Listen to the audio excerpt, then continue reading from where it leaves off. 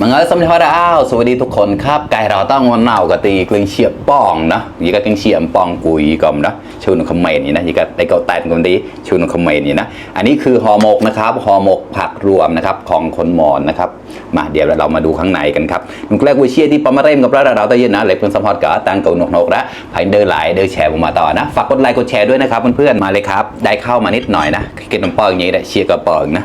ยี่ก็ไตมันจอดกันดีชูนคอมเมนต์นี่นะไก่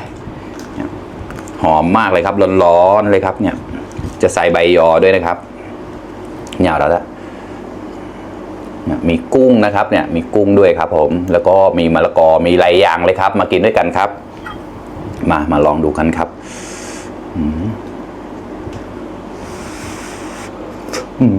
ร้อนมาทำโตโต้หมอกโตโต้เต้าหนูแล้วอะ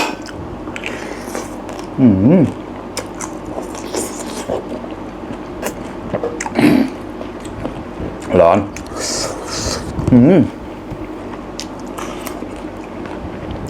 อร่อย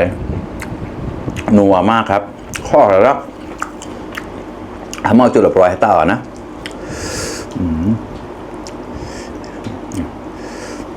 ใส่ข้าวแบบนี้เลย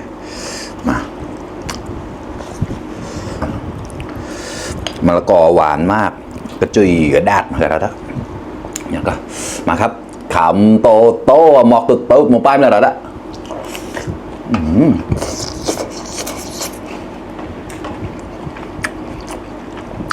อร่อยมาก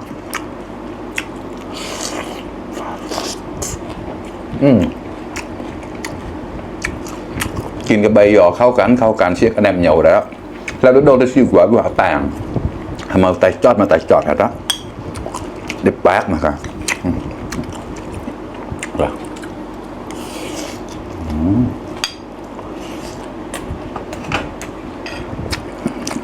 อร่อยมาก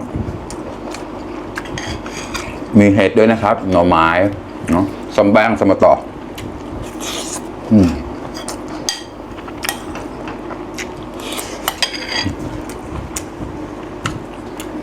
มันกุยแล้ว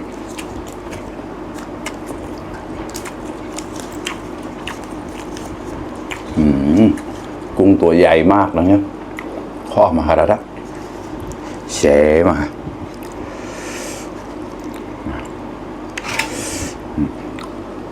ขำโตโต้หมอกตุดโต้หมูปลาได้แล้วนะ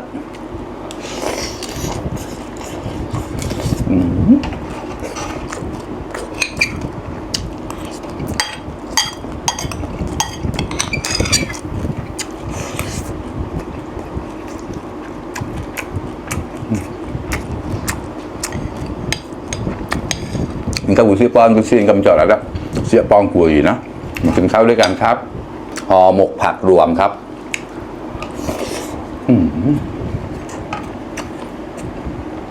ดี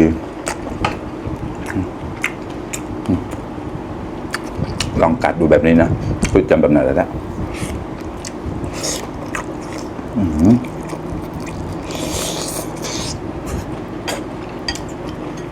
ตา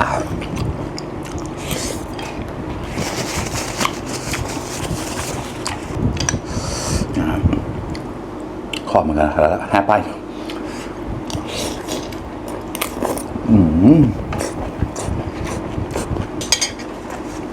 หมูไม้ปะ3 ห่อแล้วครับพวกคุยแล้วละข้อแล้วนะกุ้งใหญ่มากชอบตรงที่มีกุ้งนี่แหละแต่จอดงาวีนะแหละ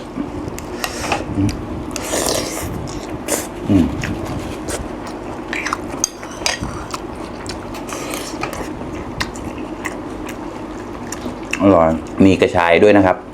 หอมมากสมุนไพรอย่างไรครับ